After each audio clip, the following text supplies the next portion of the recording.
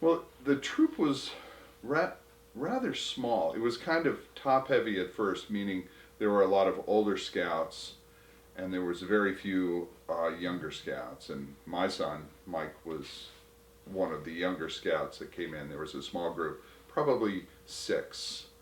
So when I first started, several of the older scouts were actually uh, transitioning out. So we had to change from being a troop that was really focused on the older scouts to one that was focused on the younger scouts.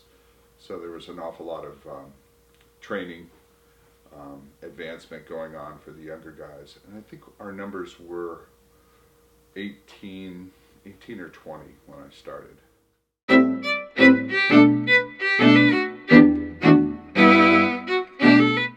It was actually pretty difficult right off the bat because I'd only been an assistant scoutmaster for about a year and I'd never been a Boy Scout. So I was pretty new to the whole scouting experience. I got trained as an assistant scoutmaster, so I had the basic training that everyone has, but I didn't know a lot about scouting as a whole. So I actually had to learn a great deal, and I had the help of specifically David Melendi, who was a scout, is an Eagle Scout, and the father of Andrew Melendi, who was in our troop at the time, and he was our advancement chair. He was instrumental in guiding me through the very first year of me being a Scoutmaster.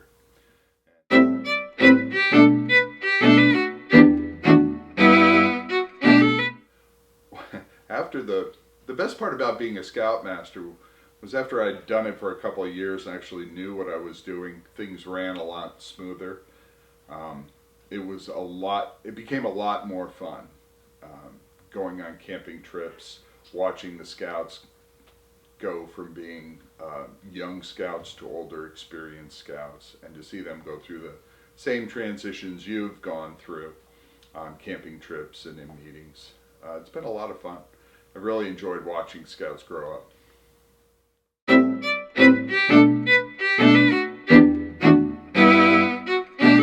I go way back and tell myself to get involved in scouting because it was available in my hometown, and I was a Cub Scout. I went all through Cub Scouts, but I didn't do any Boy Scouting, and I would advise myself to have participated because it would have been a lot of fun, and it would have been a lot easier for me as a Scoutmaster to know something more about scouting. Plus, maybe I might have been an Eagle.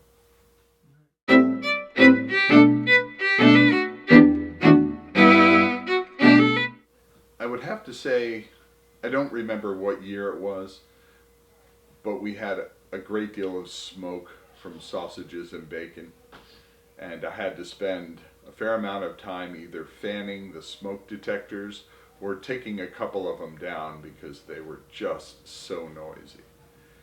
And I think the other thing is having to go out for more pancake mix and syrup, and not having enough. That was a problem in one particular year. But by and large, we haven't had any major incidents. The smoke detector, that was terrible. But everybody was very patient and forgiving, and nobody left because of it. And it's always been pretty successful by and large. It's a nice time to get together with folks.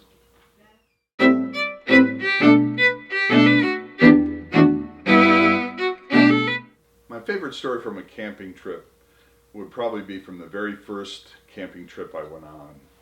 It was at Antietam. It was in October, and it was the weekend of my birthday. So in our household, we get to have our favorite meal on our birthday and our favorite cake. And that particular year, I asked for lasagna for dinner. Now, so we had our dinner on Thursday night, and then we left Friday for the camping trip. And on Saturday night, we had make your own foil meal. And my wife had packed for me a piece of lasagna in foil. But everyone I was camping with, the scouts, saw me make a foil meal with ground beef and carrots and potatoes. And I put it on the fire with my lasagna. But I took the lasagna out as we were all sitting around, and I opened my meal. It was this big piece of lasagna, and everybody else had potatoes and ground beef and carrots. And they were like, wow, how did you do that? No one saw that I had slipped my own meal in. And that was a lot of fun.